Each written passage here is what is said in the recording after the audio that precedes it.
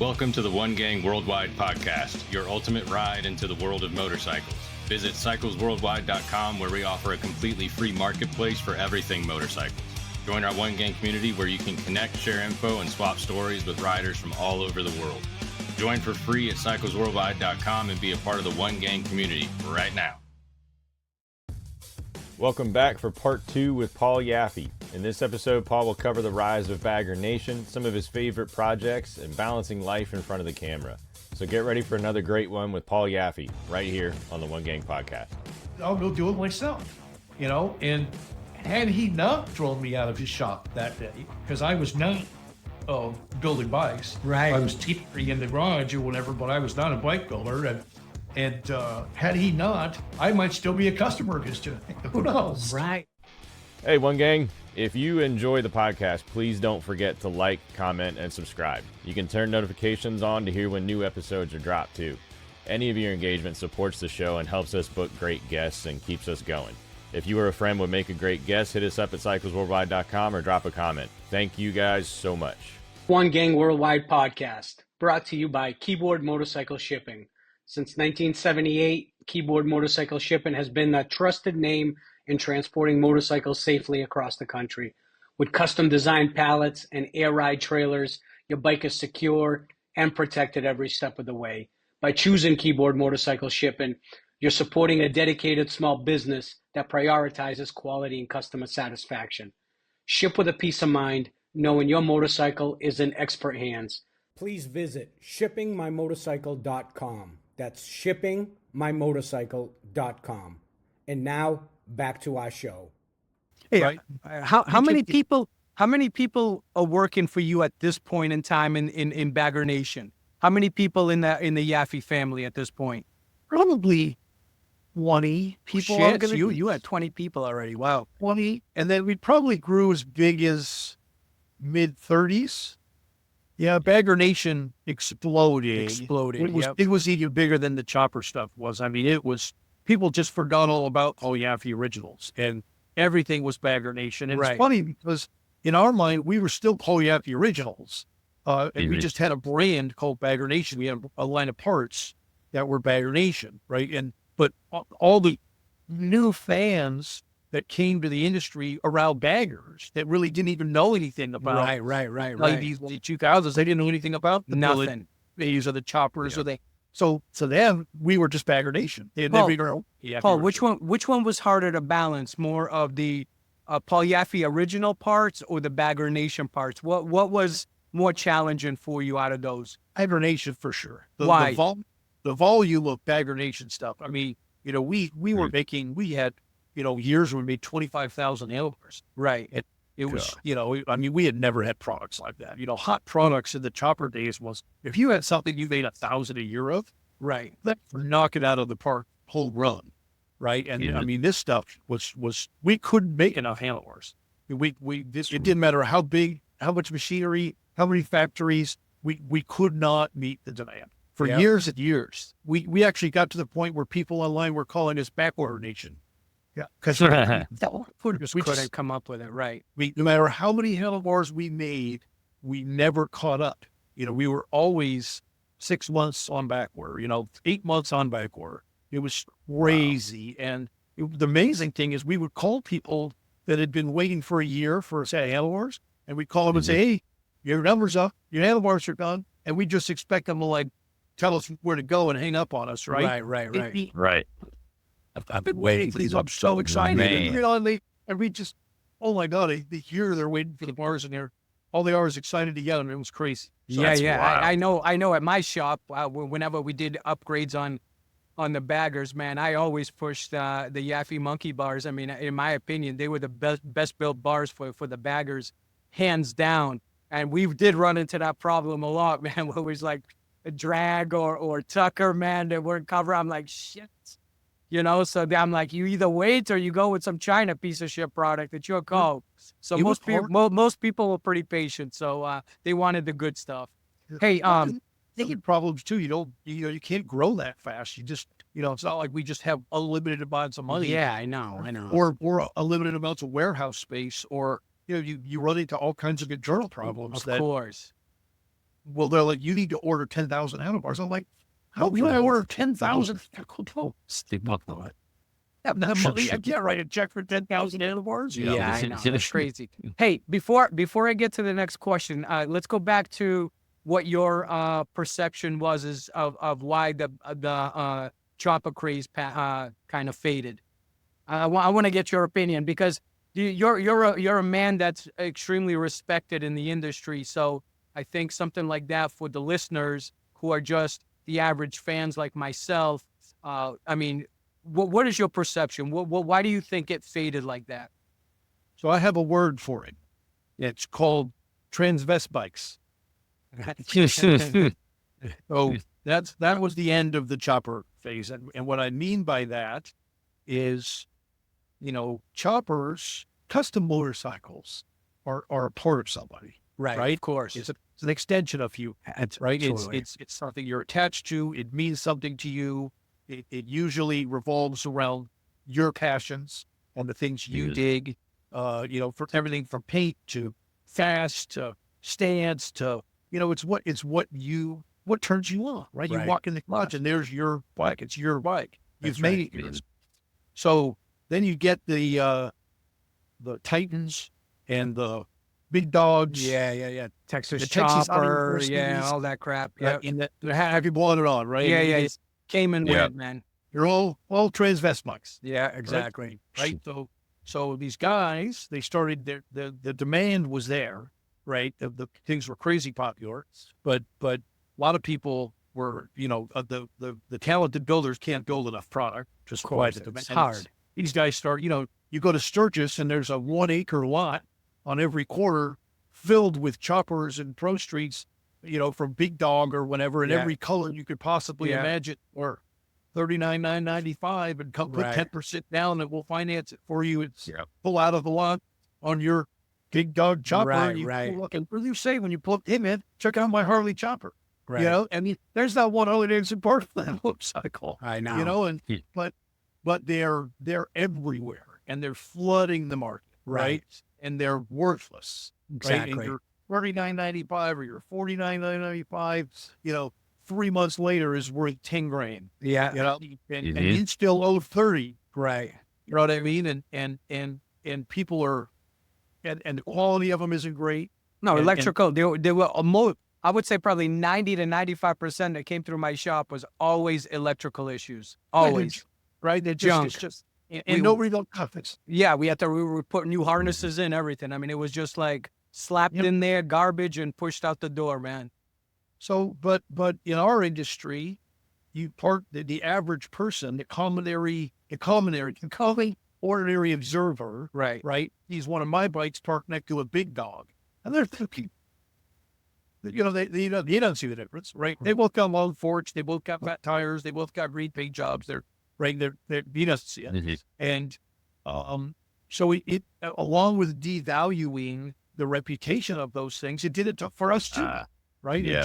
It just people were afraid of it. Now people are frauding insurance companies and having their bikes stolen, Right. Because it's the only way they could see to get out from under That's right. this shit, right? And it just made choppers were everywhere. They weren't special anymore, right? Pro streets were everywhere. They weren't special anymore. It's just another fucking motorcycle, Exactly. right? And so that's my opinion. Is there's so much of it out there and so readily available, and such an empty bottom. There was just no place for you to go if you got caught, if you got suckered on this stuff. There was just no place you were gonna, and not everybody that got into it could afford to take hits like that. You know what I mean? A lot of these guys were just hardworking, blue collar. Right. That just loved that custom look, and then they invested in it. Then they're upside down. They lost their ass on it, and now, like you said, that bike, if they can get 10 grand, they're lucky. Oh, dude, we get guys come to call us and they pull a Titan or something out of their garage and they bring it in here and want to trade it in on a bike. And we're like, yeah, $3,000. I'll give you $5,000 for it. And I don't want it. Right. You can take it back. I know. Basically, how about I'll just give you $5,000 off and you can keep that bike? Yeah, no shit. No shit. I don't even want it taking up room, Hey, listen, let me ask you this. I mean, you built some amazing bikes, not only for famous people, but you've also done a lot of stuff in your state, which you call home, Arizona, for sports teams and organizations and businesses. But the Copper Chopper for their Arizona Centennial 2012 is probably one of your most iconic custom builds, in my opinion, because it was just such a beautiful bike. How did that project come together, and what did it mean for you personally to create such a symbolic bike for your home state? Yeah, we've been super fortunate over the years to garner some attention from corporations and from sports teams and stuff like that. We've been blessed to be able to do some really cool, fun, collaborative projects. But when the governor of our state came to me and asked me to build her the Centennial mascot, Right. was probably one of the biggest feathers. That and when Mattel called us and wanted to make Hot Wheels out of our bikes. Yeah, that's badass. That's so cool. Those are my two biggest pip feathers. Yeah, so Yeah, Yeah. man, those are badass. yeah, that was Jan Brewer, who was a badass governor of Arizona at that time. Came in and wanted to make the Centennial about motorcycle. She thought it was a huge Arizona passion, and she was right. And so she commissioned us to build the Arizona Copper Chopper. It took us a couple of years to build it. They had some vision. They came to us in 2010 to do it, and it was a super fun project. They let me kind of do my own thing, and we got to do some really neat stuff. There's a company here called Freeport McMoran. It was one of the world's largest mining companies. They mined all the copper for us in Arizona, and we got tons of copper from them, billet chunks of copper and all kinds of copper really stuff cool. that we were able to use to make it from Arizona copper. And Right. Wow. and then what happened? We got in a bit of a recession financial problem. The state did while we were building it, which didn't affect me, but they didn't have money to fund the Centennial celebration. Right. The Arizona was coming up with the dough to celebrate the Centennial. So what they did is they got a trailer for the bike. They called me and got me to finish the bike, and they took it on tour for a year before our Centennial and sold raffle tickets for it. Nice. They actually Smart. they gave it away, and they sold millions of raffle tickets. I'm sure. So Super smart. the bike funded the Centennial celebration, which was kind of crazy. And when we finished it, they hired Dirks Bentley, a famous country Yeah, star. of course. Mhm. Yep. Me and Dirks they put on a Centennial ride from a huge outdoor mall in Mesa, and we rode with 6,000 bikes followed us to the Capitol, to the state Damn. capitol. When we got there and we were parked, there were still people leaving where we started. Yeah, it was just a huge Huh. line and they shut down the freeways, Jeez. and it was this whole amazing thing to be a part of. And then they gave the medal right there on stage. They pulled out a raffle ticket, and the gal was there and won it. And yeah, it was That's it cool, was- man. That's cool. Yeah, it was really cool.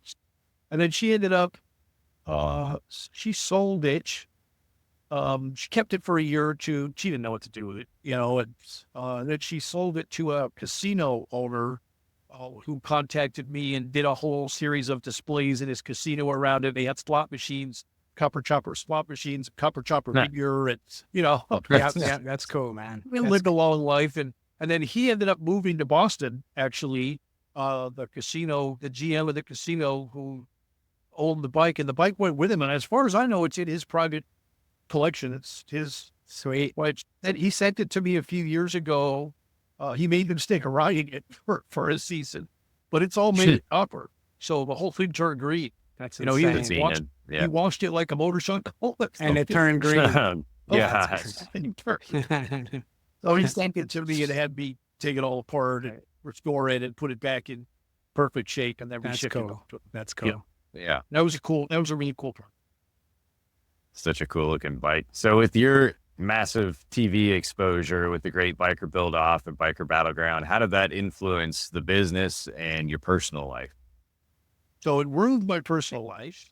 But I shouldn't say that. So the first biker build-off the first time. We had done a lot of TV before that, but it was like American Thunder and variety shows, and Travel Channel had a show called Outrageous Billionaire Secrets or something. So we had done these like news travel magazine type TV shows that we were the topic. They'd have like 5 topics and we'd be one of them. Right. So we had done a lot of that stuff over the years. So we were comfortable with it. But then when Discovery Channel came and wanted to do the Great Biker Build-Offs, that was a whole different kind of thing. And it created that. And I think kind of around the same time was Orange County Choppers to start to do. It was all kind of coming in at that time. Yep. Team bikes. So I think, that series and then the Orange County thing brought a whole new fan base to motorcycling that motorcycling had never seen before. And a lot of these people didn't even own motorcycles. Yeah. They were just fans of the process. They loved Orange County Choppers and their drama and the fathers of fighting and the kooky shit they do. And they loved the reality TV of the Discovery Channel show. And the Discovery Channel show was very authentic. The way they produced that show is we'd have a skeleton crew show up at the shop, and they would kind of hang out in the corners and just kind of hang around and film and watch what we were doing. And we were on a mission to build this bike in 30 days. Yep. And that was true. The only thing that they probably really did cover was end of it. They left for a couple weeks to go have the other team finish their bike. So we had a couple weeks with the bike where nobody was around, and we clocked anything up. You fix it during then. Yeah, of course. We had a couple of weeks of nobody around. Right. Get our shit together before we had to eat, right? So, but we really were working all night and pulling crazy shifts and, doing everything live on camera. And they never stopped anything and tried to make us reenact it. Cool. Right? They filmed all day and then they'd leave and go sit in the hotel, and whatever they had is what they had. Right. Right. And they had to make a TV show out of it. And it gave it a very genuine feeling. Right. And I think that's probably why those shows were so popular, because anything could happen. That's right. And there's other shows, like we did a show with History Channel called Biker Battleground. Yeah. Right. Yeah. I remember that one. It wasn't That's when Shope came into the picture for the first time. Right. The premise of the show was that I was the king of Arizona. Yeah. And that there was all these builders buying. That's right. Right. And that they were all going to come knock me down. And it was this whole, drama amongst, the petition for supremacy. Right. Right. And, which, so what they did though is they were a much bigger production value, and they would show up with 3 directors and 4 producers and a whole crew of cameras and lighting and costumes and catering. It's like a movie set. Right. And they were in our shop for 6 months, and it was so disruptive. 6 months. It was hard to get anything done. And I bet. they would do is they would wait for something organic to happen that they thought was interesting. And then they'd say, okay, stop, put your tools down, put those lights up there. Joey, let's get this here. Let's close that door. Pain in the butt. And then they go, okay, Paul, now what you did there was really cool, but if that catch on fire, and so they let themselves into the reality, right? For better TV purposes was what they were trying to do. They were trying to make it more sensational, and so a lot of the stuff you saw me doing maybe part of it actually happened, but most of the stuff you're watching is me remembering what happened an hour ago and I'm just doing it again, and so I'm acting, to a point. It's not like they have cue cards and I'm reading up. It wasn't that bad, but it was, to me, it was very unauthentic, and I thought it was stupid. And so I was, by a month in, I was so annoyed. And 6 months of that. And gosh. So they came up with these 9 or 10 episodes of, and I think I watched half of the first episode, and I never watched the rest of it. I've never even seen it. I've never even watched Rich to this. Right. This is so dumb. And they just, they had to have somebody, they had to create this thing where so challenging, where it looked like somebody was gaining ground, so they would make the shit up. And right. Fabricated. I know, man. Pitting you and show up against each other all the time. Like, come on, man. It's like, I know. I said the same thing after what, like the Great Biker Build-Off was awesome because that gave us, that gave the world. I mean, I've been a part of it since I was a kid. I mean, growing up outside of Boston, I had Perowitz's bikes on my wall, man. He was a legend around where I grew up. So I mean, just you guys, that was awesome to see, like all the great builders, Billy Lane, Indian Larry, everybody, but like this one it was so like, I don't know, it felt like Sons of Anarchy, man. It was so Hollywood. It was so Hollywood and so like, I'm like, oh boy. Yeah, they came back to us for season 2, and I was like, no way. No. Like, what? Wait a minute. You gotta, and I'm like, no, I ain't gotta do anything. Right. If this is what you want to do and you want to do more of this, step up and pay me stupid money. Because obviously you're gonna have to close my shop while you're doing this, so you're gonna have to compensate me for that. And they were like, well, we couldn't possibly. And I'm like, well, I can't possibly. That's not too bad. Yeah. And my wife hated it. She hated, them. They would come to our house and be up in our shit and go on, and she hated it, and she hated how stressed out it made me, and of course, it was so is that the personal life they were trying to do? Though I remember at the end of it, we'd all been building these bikes that we were supposed to ride them to Sturgis. Right, that was the whole thing.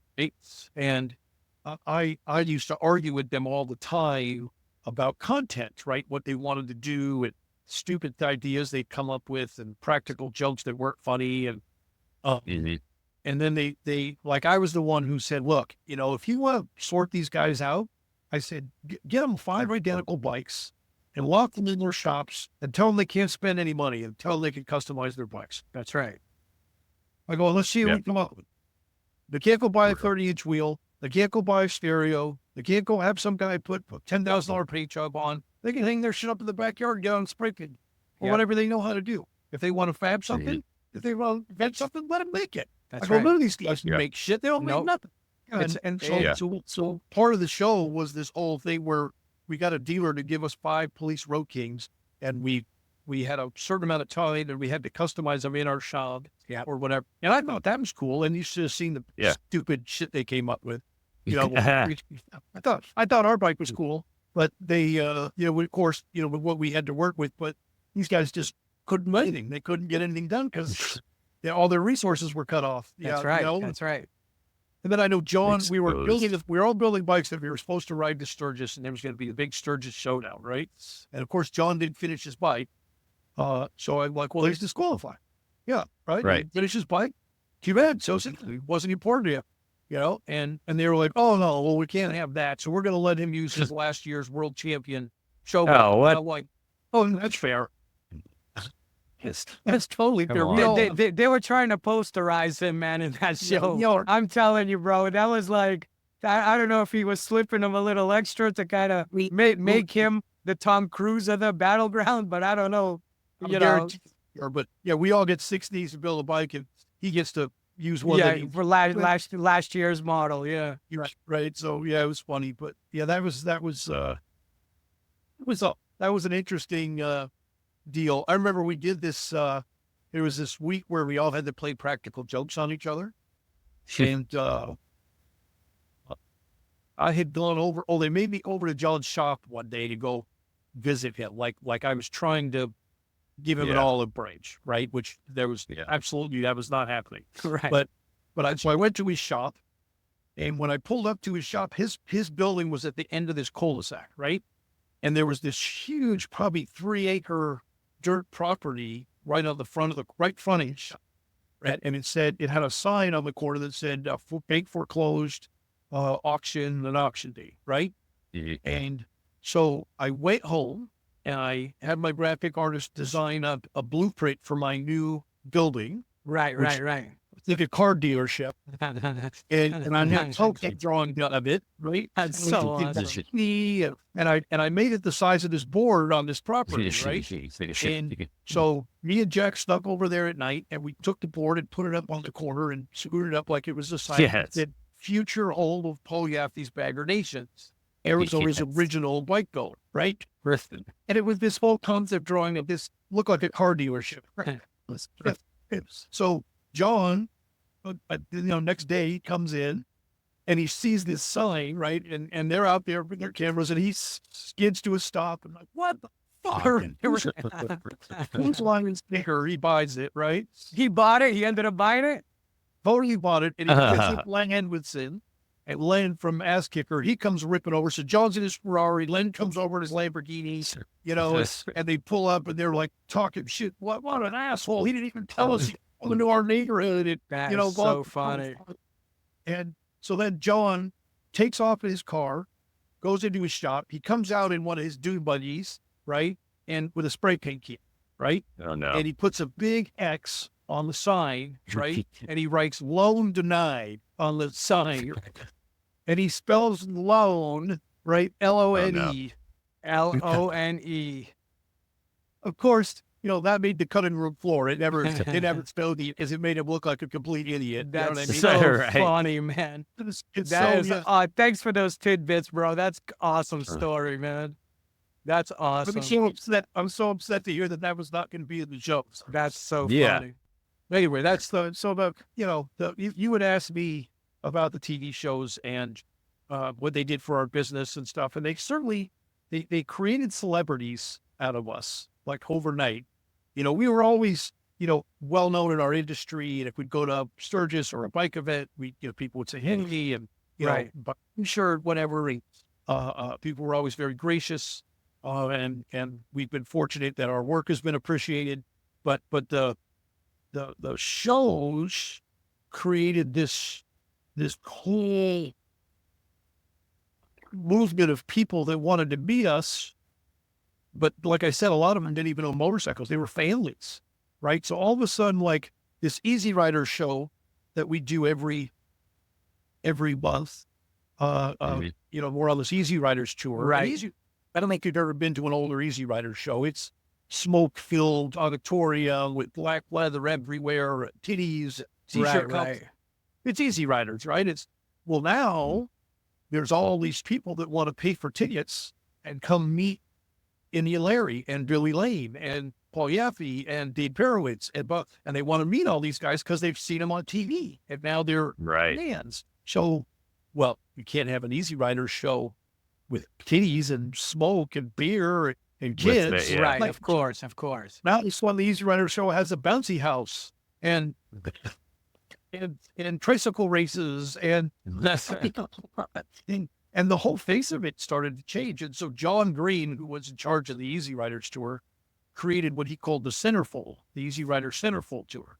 And he would have all of us biker build-off guys go to these shows and sit at tables and sign autograph cards and pay us to do it, right? So we had all these paid gigs every weekend that we were doing signings.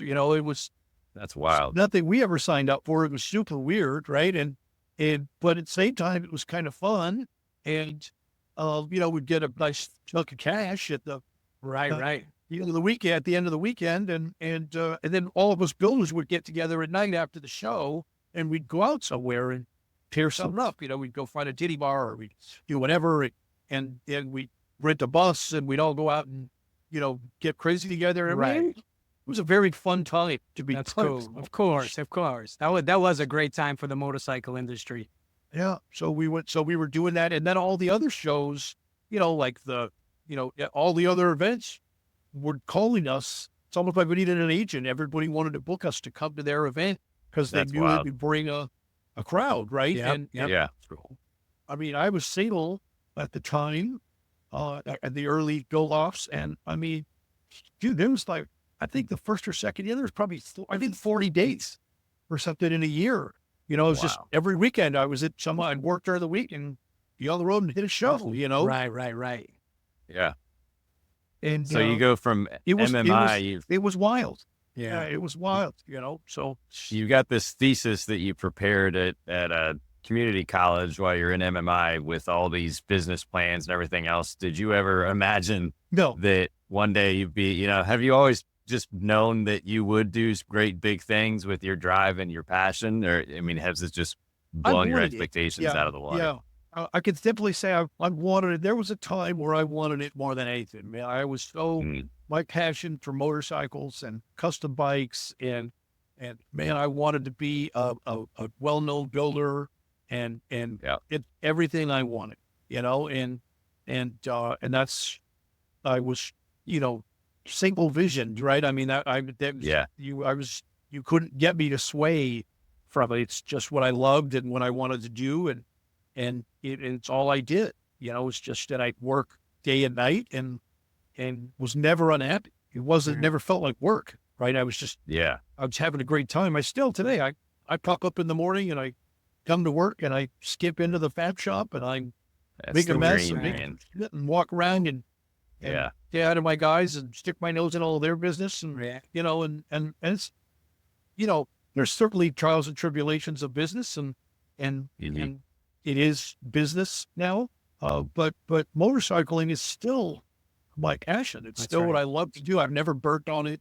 I'm not stuck. Oh, not perfectly. I don't have to do this. Right. I can not do it. Right. But I don't know. I don't know of anything else I'd rather do. I love Yeah, man. Right. And I get cranky.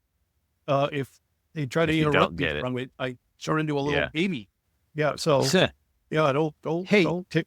Paul, you've always had that reputation of kind of blending art and engineering into your designs, just the bikes you've built. I mean, you've been doing this shit for 35 plus years. How do you strike that balance between creativity and functionality in the builds that you put out there? Then I got a second part to the question after. Well, I mean, I think my stuff is function first.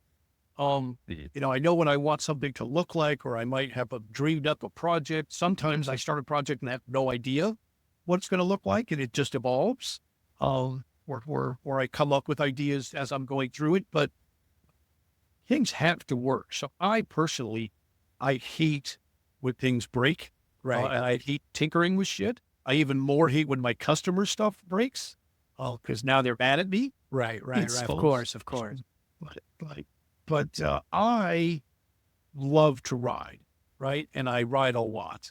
And I love long distance riding. Yeah. And when I ride really hard, right? I'm wide open, rigging, never met a canyon I didn't like. Right. And you push it, right? And I like to push it. And it's thrilling for me. It's entertaining for me. And sometimes people say to me like, dude, why do you ride like a maniac? I'll be like, because it's fun. Right. Not for any other reason. I'm not sure. I do it when I'm by myself, just like I do it if, and I tell, I ride this. I've ridden just Sturgis every year on a custom motorcycle for the past 38 years. Right. Never missed it. Right. So, and I'm riding with a group of people, or I'll take a group of customers and kind of take a lot of Sturgis adventure. But I tell them, hey, when you see me taking off in a canyon or whatever, don't feel like you need to chase me. Yeah, when you ride at your skill level, you ride to where you're comfortable and enjoy yourself. Don't put yourself in a situation, that you don't want to be in. When you get to the other side of that canyon, I'll be sitting there waiting for you. Yeah, I'll pull over. I go, I just can't go through a canyon as well. Right. Yeah.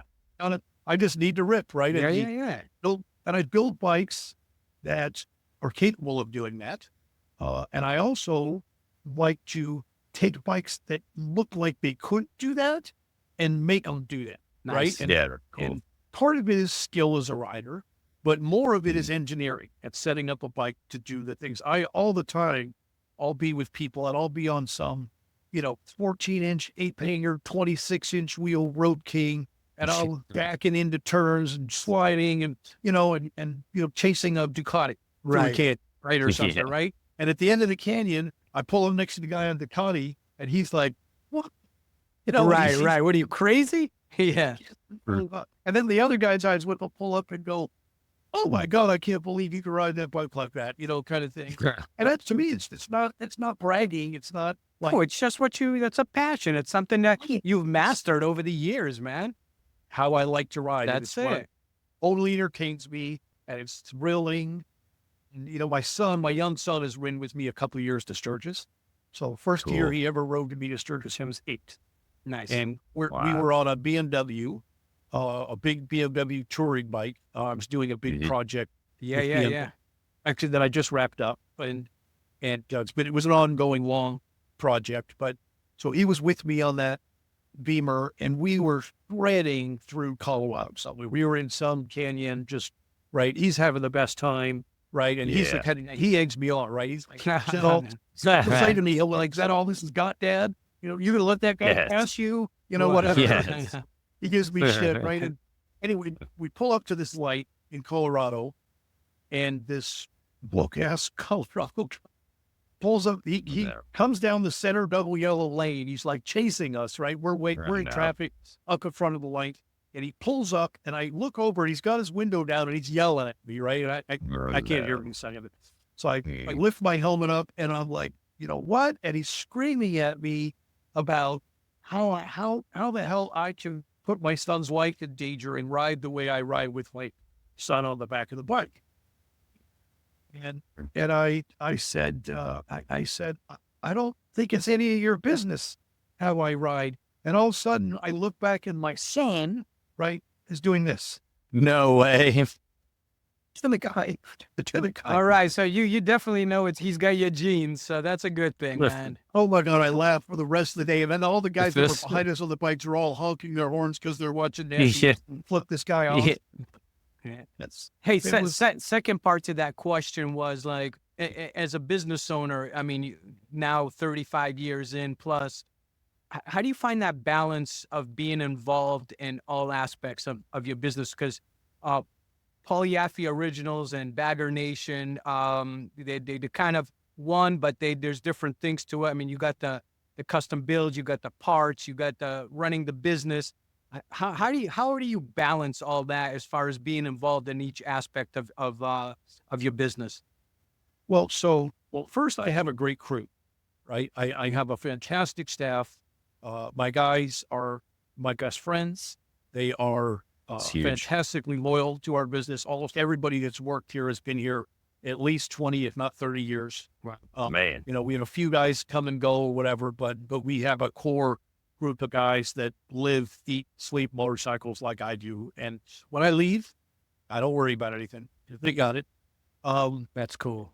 They're my right and left hands and are involved in everything we do together. Right. Right. So, yes, I have to run the business. I'm the boss. I have to make ultimate decisions. I have to look the future of the business and all those kinds of things. And I do that. I do it from I would say 9 to 5. I don't do it from 9 to 5. I do it from 6 to 2.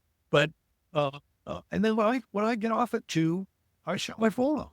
Right. And go pick up my kid from school, and I spend the afternoon with him, and That's the wife amazing. comes home, and we make dinner and float around in the pool or watch some TV or go out to dinner or whatever it is we do. But it's family time, and I try to separate those two things. Especially the older I get, because it's more important to me, Of course. and I'm very protective of. I like my family, and I like my life, and I like my personal time just as much as I like my business or my public. If I go out in public at a bike event, I know what to expect. Right. I know, and it's fine with me, and I appreciate people saying nice things. I don't think I crave the attention the way I used to, because I used to crave it. Now, sometimes it's better if it doesn't. Right.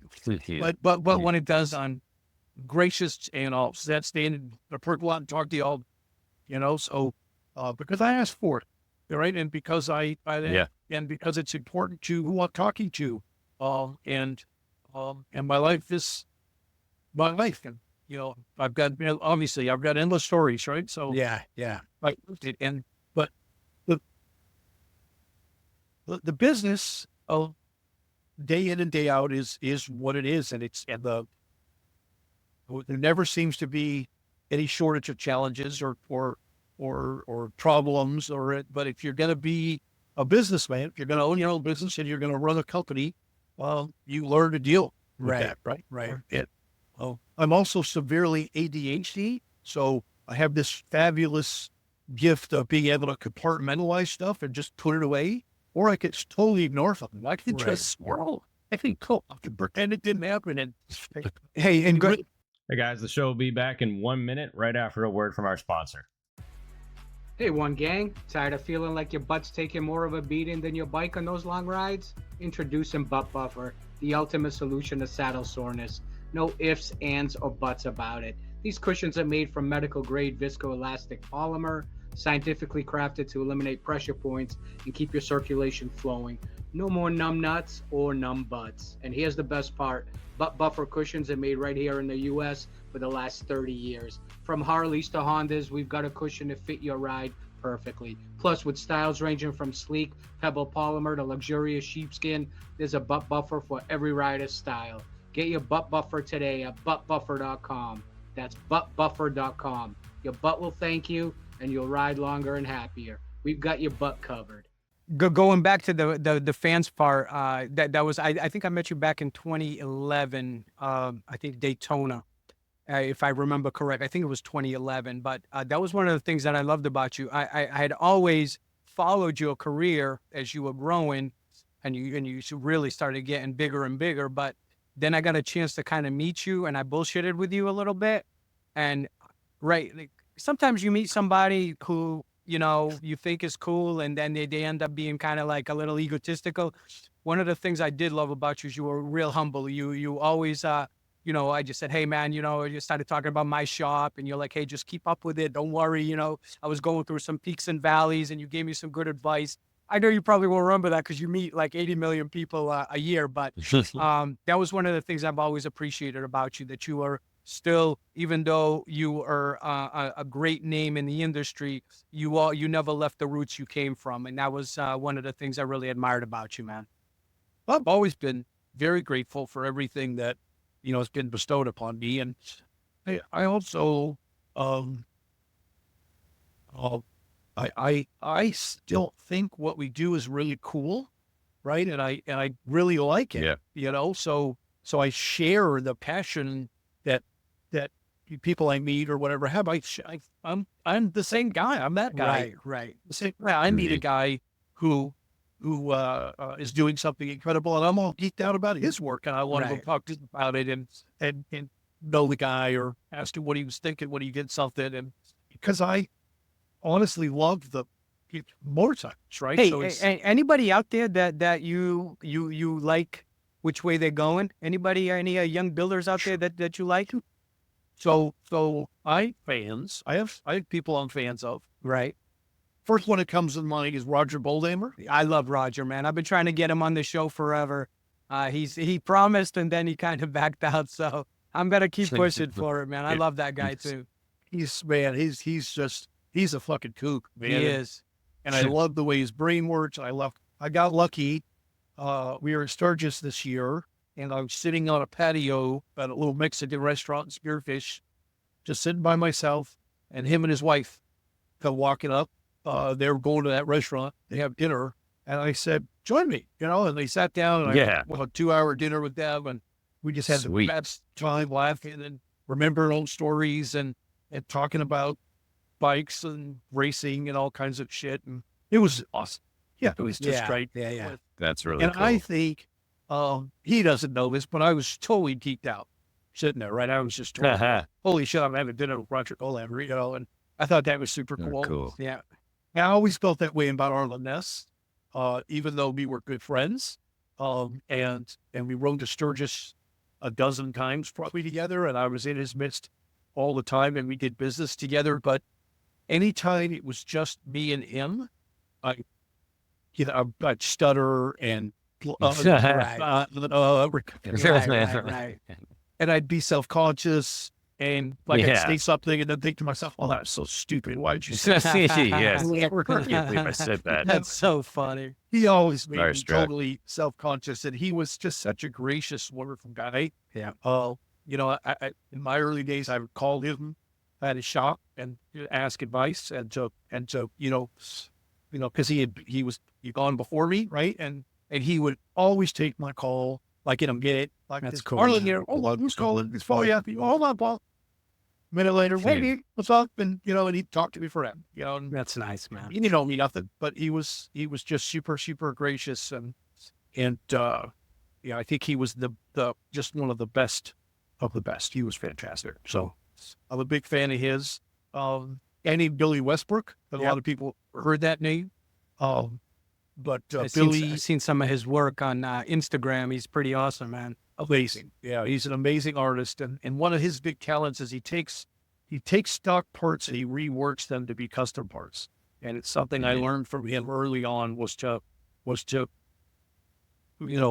add more depth to something you were working on, right? And some people make some parts and they're very blocky and simple, but this stuff was very elegant and kind of Art Deco, and he had this amazing style. And you look at one of his bikes and it's not like you can go, oh, that's a performance machine caliper, and that's a Vapera seat, and that's right. so-and-so forks, and that's a Yaffe mirror, and it's all one of a kind. It's all, he made all of it. Yeah. Right. And Real art. and so it's really, and it all flows in a way. And I'll tell you a funny story about Billy. I told you about that soft tail that the gardener knocked over and smashed. Yes. Well, I was young and I had just bought the bike and I got an insurance check for it because I was on this long driveway. And when he knocked it over, it slid down. Wow. It ate the whole side of the bike. So I reported to the insurance. I got probably the biggest check I had ever seen. It was $8,000 or something. And Sure. and I went to Billy Westbrook's shop. And I had these ideas of I wanted to do this and that and this to my bike, and I wanted Billy to do it. And he came out, and he was an asshole, and he came at everybody. He's famous for being an asshole. Everybody knows he's that stuff. But he came out, and I was like, I want this and this and this, and he was like, no, I think we're going to do this and then that, and like this, not like that. And he was very pitying, and I was like, well, no, I want this and this and this, and he was like, well, I'm not doing that. Yeah, it was like, well, I'm the customer. And he's like, you're not my customer. He goes, you can get the fuck. No kidding. Damn. And he threw me out of his shop. Wow. And I was like, fuck you, dude. I'll go do it myself. And had he not thrown me out of his shop that day, because I was not building bikes. Right. I was tinkering in the garage or whatever, but I was not a bike builder. And had he not, I might still be a customer of his too. Who knows? Right. Wow. That's amazing. So that part right there in your history could have changed everything that's going on now. No? Sure. And he did. And I did go do it myself. And I did what I wanted to do. Learned how to do it and did what I wanted to do. And I haven't seen him in years. But I have lots of friends who interact with him and are customers of his that have some of his bikes and stuff. And he is the fact that he's aware of my career and complimentary of it is flattering to me. It's someone will tell me, oh yeah, he was talking about you the other day and that thing you did to your bike. And I was like, whoa, wait a minute. What? Who? What? Right. Yeah. Right. And wait, Billy, he was telling me he really liked that thing you did. I thought Billy knows about my bike, and I thought that was pretty cool. Yeah, so, that is. Because he's, and there's, I'll tell you, there's a lot of young guys right now that are doing some outrageous stuff. One's popping in my mind. This guy I think his name is Sean. I follow him on Instagram. His handle is, I think it's Action Jackson. Action Jackson. Okay. Yeah, but it's I think it's AXION. And then Jackson I think it's JACKSON. I think something like that. Yeah. But this kid, got the fuck up. Really? This guy's doing. I mean, he finds like an old, JL case from 1919. That's all he has. Is a fucking motor case. Right. And he puts it on the ground and he draws a chalk line around it in his driveway, right? Yeah. And then he draws up this chalk of a frame he's going to make around it. And then he studies pictures and he finds out the fork that was on this thing and he makes his own goddamn castings. Wow. So cool. And then he sand casts the triple trees and sand casts the rocker arms and he didn't have cylinder head, so he made his own fucking cylinder. Wow. Just a mad scientist, huh? And then he said, you know, while I'm doing it, I'm going to make these ones 4-valve, right? Did I improve upon bucket cylinder? But he's not doing this from like an original piece. Right, He's doing just from nothing. He's 3D printing stuff and then wax foundry and then Unbelievable. and then some guy gives him a blower off of a German tank from the 40s, and he's like, "Oh, I'm going to graft this to the bike." So now it's a blown handmade JL with a German tank blower. And the fucking thing we're wild. you know, when it's all done, it's a work of art. You know, when it's done. And he's just like in his, I don't even know the kid, but he's like, I've never met him, but he's like in his barn doing this shit. I know he's paying him to do it. It's just his passion, right? Right. And he showed up with this one bike we're talking about, and he's done a couple others. He did this panhead that had like this helicopter centrifugal starting thing on, wind it up and let it go, and then the fucking start. It's crazy. It's crazy shit. But that bike was at Board Free. I was at Board Free in June. And again, I didn't get to meet him, but my God, man, I stood and stared at that bike. It was, and knowing that none of it was original and that he had recreating everything. And it just looked so perfect. And I was like, amazing, you know? So my wife is trying to push me to go out on the road and interview some people for YouTube. And so she told me yesterday, she's like, "You're going to go visit that Action Jackson kid. We're going to go fly out and find him. And you're going to go to his shop and hang out with him and, you know, blah, blah, blah, or whatever." That's cool. I don't know if that'll ever happen or not, but there's some people that I watched that really impressed me, you know, that's awesome. You know, I tracked him down on Instagram. It's Action with an X and then the number 88 Jackson. Right. That's him. And it looks like a crime scene the way he chalks out it's wild. Go skim through some of his stuff and watch how he I'm creative flabbergasted from 30 seconds looking through his feed. It's ludicrous. It's absolutely insane. I'm following now. And he has all these friends that bring him these ideas and help him with stuff, and it's cool. Fantastically creative. I love it. Very satisfying to watch. I love watching it. Yeah. All right, the next question we got for you. So Easy Riders was proud to give you the Builder of the Year award and 3 Trendsetter of the Year awards. And in 2015, you were inducted into Sturgis Hall of Fame, which has to be just mind-blowing. What did that recognition mean for you after decades of hard work in the industry and the rise? So I think you know, as you live through it and, you know, you get awards and accolades, and I think they come and go. At least for me, I'm so buried in what I'm doing that you know, I graciously accept them, but I think most of the time I think I'm not worthy, you know, kind of thing, or I'm like, you want to give that to me, you know, kind of thing. Did you get the right name? There's a case out in our hallway that's full of you know, I think twice we were Builder of the Year, 3-time Trendsetter of the Year. I think it was 2014, actually. I was inducted Hall of Fame. When I got inducted into the Hall of Fame, all I did was cry. I can't imagine. I went up on the podium, you know, with all this stuff I was going to say and thank you and all this, you know, and you lost it all. When you're on the stage and you're standing behind the podium, they before you say anything, you stand up there and they run a video, right? It tells a little short life history thing, right? Right. Yeah. Of course, at the end of the video, the last thing they show is my son Nash, and he's 2 years old, and he's sitting under the Christmas tree. He's got bows stuck all over his head from opening up Christmas presents. So that's while I'm looking at that picture, then the thing ends, and I just like. That's the human side, man. That's a good thing. That was it. That's all I did. I tried to stop crying. And it was like, it wasn't just like whimpering. It was like, you got to cry, you know, twin tension burnt. That's funny. So I was a mess. I think I did get a thank you out, and that is probably it. Yeah. Gotcha. It's definitely not the speech of the year. Hey, Paul. It's cool to think what that stuff will mean to your kids sure. in the future. You know, the legacy is awesome. Paul, I wanted to ask you this because you're deeply involved in charity work, from the High Seas Rally to motorcycle missions. and many more that you are in your wife and your family, your shop, you guys are a part of. How do you decide which causes to support, and why is giving back so important to you? Well, I've always been taught, just to answer that question, I've always been taught that to keep it, you have to give it away. Oh, it's one of the lessons. I learned a lot of things being sober for 20 years.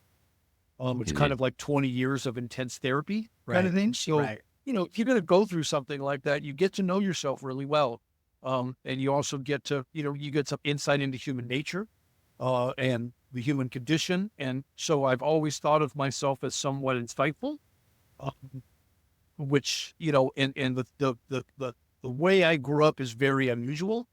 But it's left me here at 60, feeling very comfortable in my own skin, right? And feeling very at peace with myself. I feel like I know myself really well, and I don't feel like I have a lot to prove at this point. And it's so I think I'm very comfortable just being right. And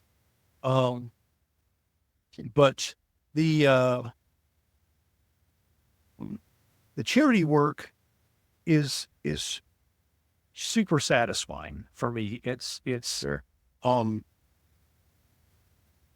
I've always been generous. Still today, I'm very generous. I don't covet things a lot. So though I don't have a lot of needs, I don't have a big fancy house and a 10-car garage and Right. blah, blah, blah, the boat and this and that. And I'm just, not that I don't like any of that stuff. I do. I love it when other people let me use this stuff. Right. The best presents are usually your I love friends. going on somebody else's boat, right? Right. It's like, oh, it's cool. So I like being included, but I don't have all that stuff. But I've always been, I think it started out with people asking me, like, Dave Nichols was very philanthropic. He was the editor-in-chief of Easy Riders after Chief Paul. And Dave and I were very good friends.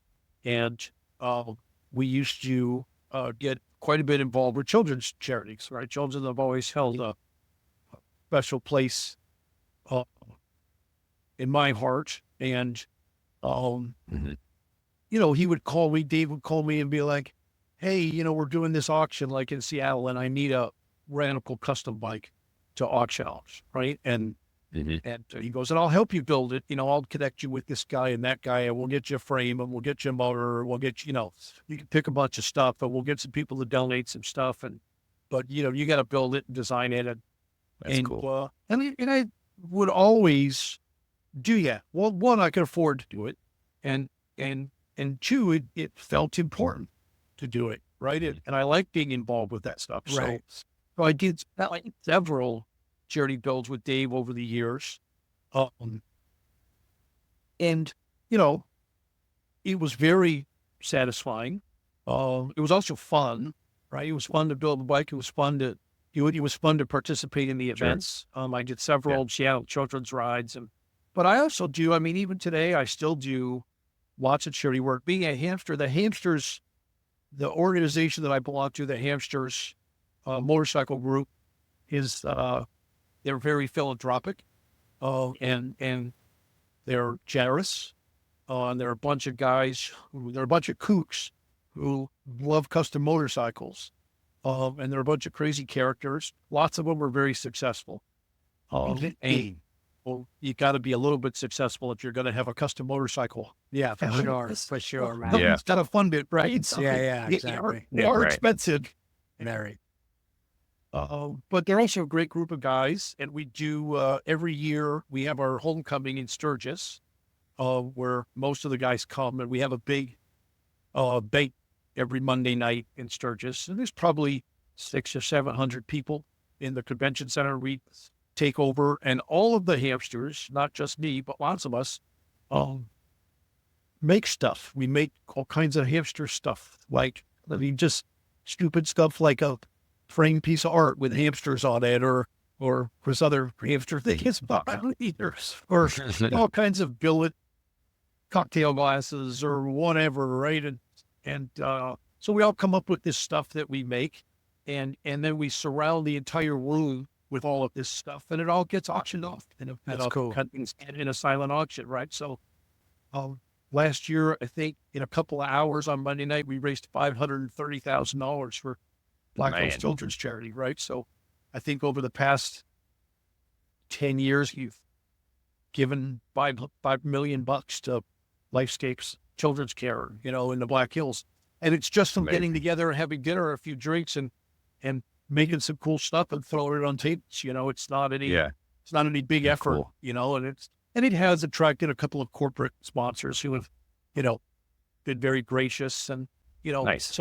some fat hamster will always, cut a check for 50 or something and then throw it in. It's super awesome. That's sweet. That is great. But you mentioned the motorcycle missions thing. That was really my wife's thing. I was afraid to do that. And my wife was really insistent about it. She knows Crystal well, who is the founder of Motorcycle Missions, and they do great work. But when I'm in my shop and I'm working, it's kind of a personal thing for me. I don't want to, I don't want to have a set of bleachers set up in there for too much work, right? It's kind of my thing. And I was worried about sharing it, and I don't mean selfishly. I mean, I was worried about having a bunch of guys in my shop that I don't know, and I have to work with them. And it was every Thursday for 6 months. It was a commitment, right? It wasn't just once, right? Like I'm going to have them over for lunch, and Right. on the weld, it wasn't that. And, but my wife talked me into it, and I'll tell you, it was a wonderful experience. Cool. And the guys, the group of vets, the 8 guys that I had in my shop for that 6 months were awesome. And we all became good friends. And we had a great time, and we laughed a lot. Nice. And they were respectful, and they were attentive, and they learned, and I learned a lot from them. And we talked about the bullshit they've been through, and we talked about, life after that shit, and we talked about motorcycles and healing, and some of these guys became friends while they were in my shop every Thursday night, and you could see it. One of them, I hired one of them. Joe works for me now. He was one of the vets, and me and him have become really good friends. We travel together. He goes on the road with me, and we just get a trip to Milwaukee for a track specialty show. It was great, and I'm blessed to have him. So if he was my payday for doing it, it was well worth it, because he's a huge asset. That's cool. To our company. Thank the good Lord for Susie Q pushing you to do it. Yeah, but That's great. Sometimes you get pushed when you're uncomfortable. You get pushed into a situation, and you never know what's in Hands store out. for you. You never That's know, why you're doing something, and sometimes you just got to walk through the door, right? Yep. And Yeah. see what's on the other side. So, but it was a very rewarding experience. Actually, Mama Try just contacted me. The show in Ohio. February.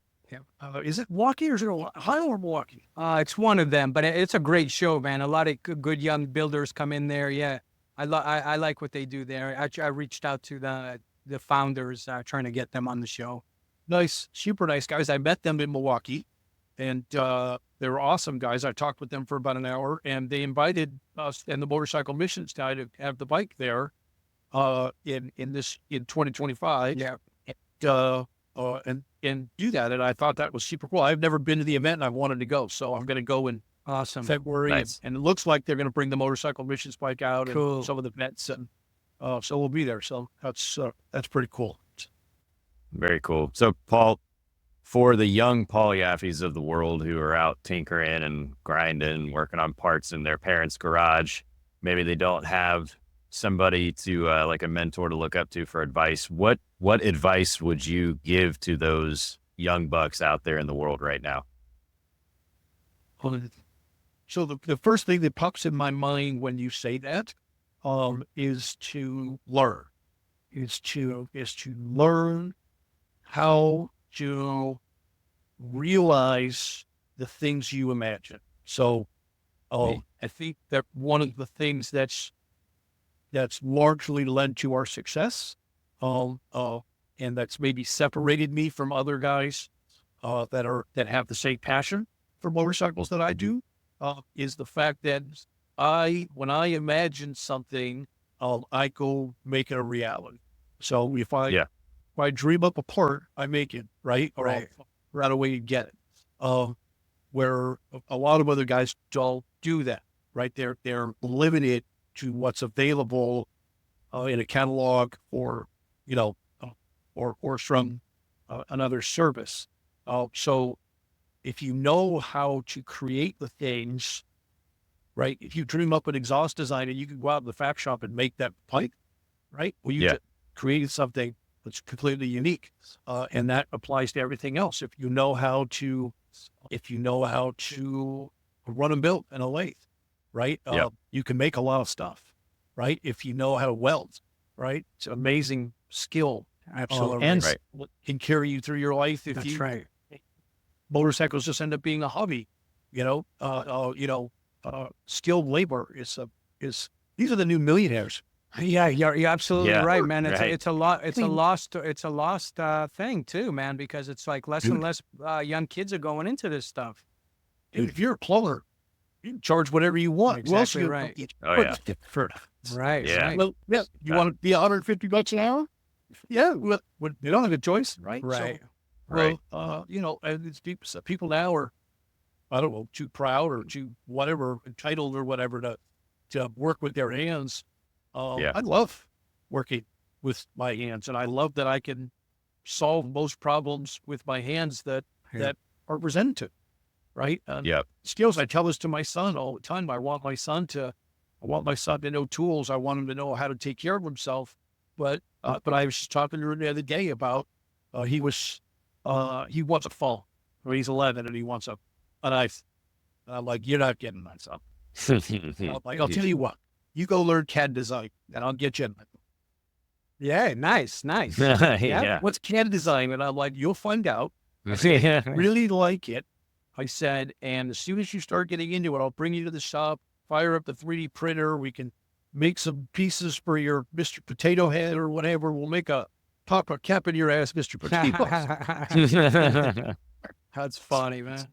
Anyway, so that's so learning how, again, I'm repeating myself, but learn how to provide for yourself what you need in your craft, right? Don't depend on somebody else. Know how to do it, right? There's nothing wrong with learning it. And even if you learn how to do something and you don't like doing it, nothing wrong with hiring somebody else to do it. That's right.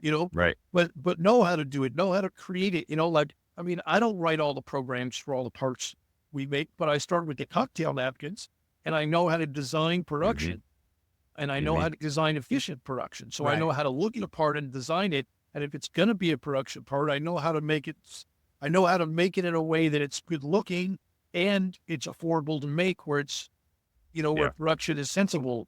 And I've just learned that through years of hands-on, right? And, and like I said, one of my fab guys isn't here for the week, so I'll go out in the shop and I'll weld for the week or That's whatever. cool. And I don't do that very often. It actually reminds me how old I am. Like fucking arthritis. Yeah, I know. It's got to be tough, man. All the grinding you've been doing.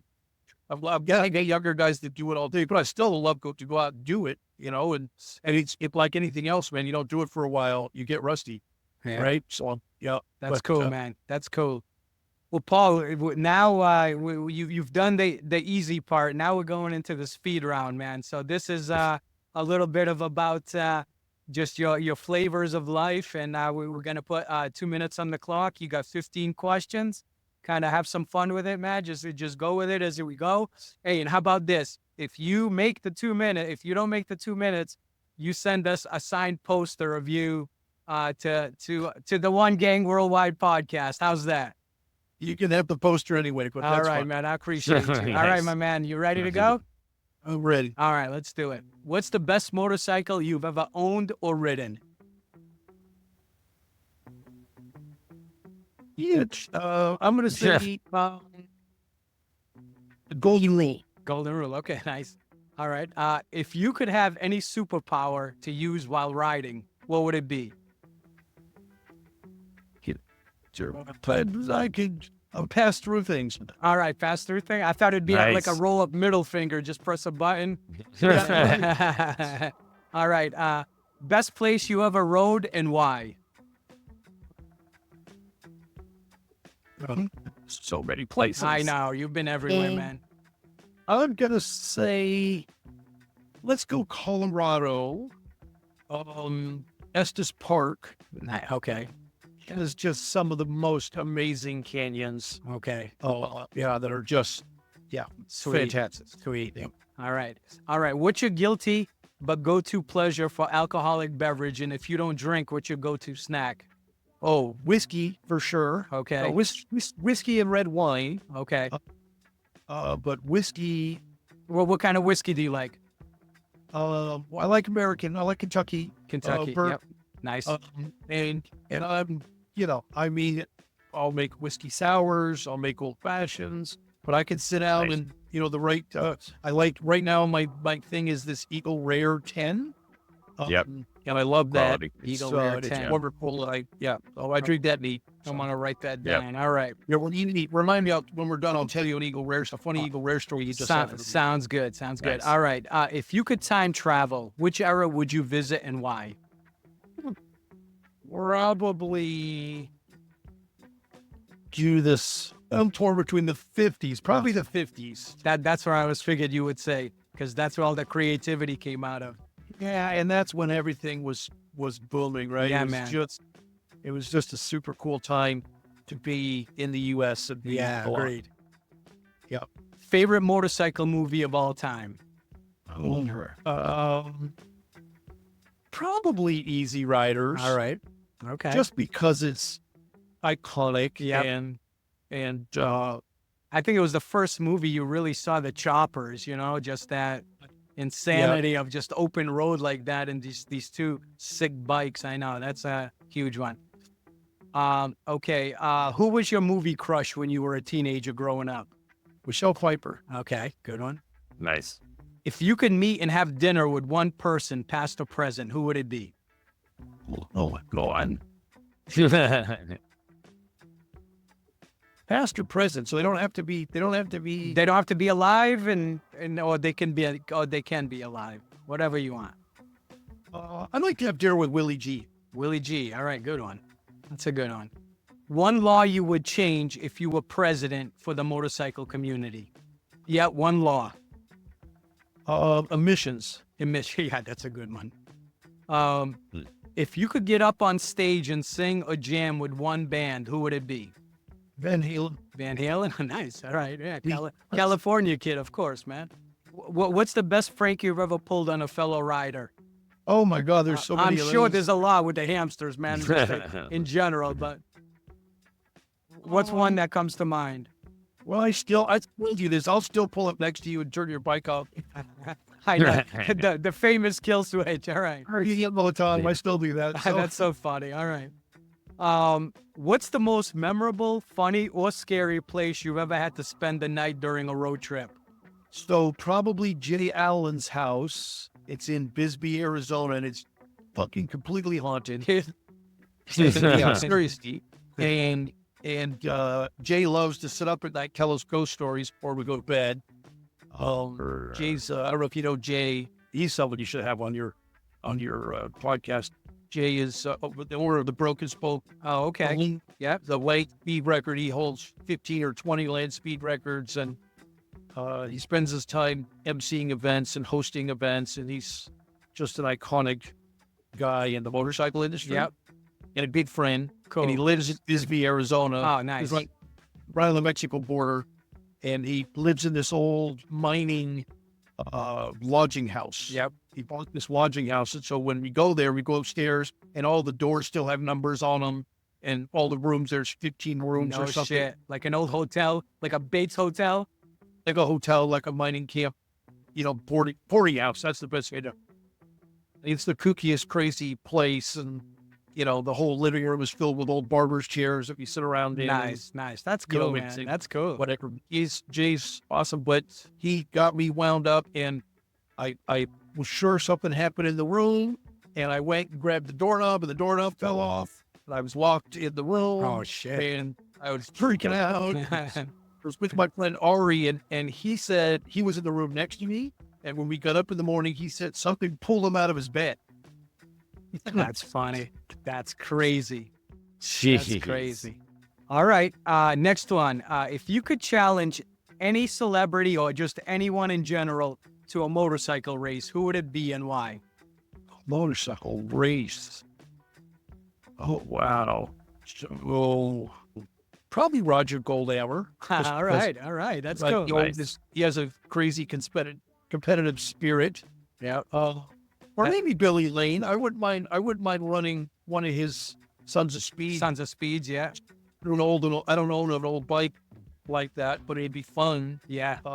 I'd love it for him to teach me, and then we'd get to race or something. That would be cool, man. That would be cool for sure. All right. Last dinner ever. What would it be?